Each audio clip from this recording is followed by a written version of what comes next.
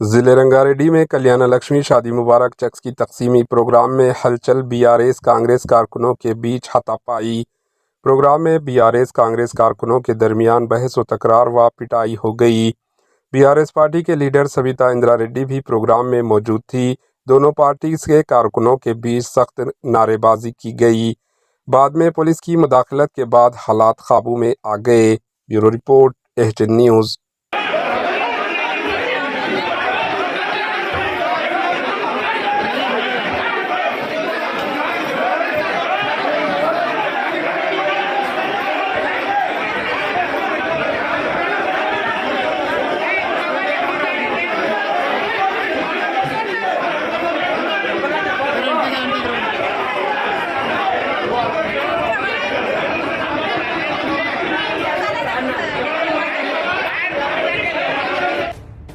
HN news के YouTube channel को subscribe करें और बेल आइकन को दबाना ना भूलें ताकि आपको हर नई आने वाली वीडियो का नोटिफिकेशन बर वक्त मिल सके।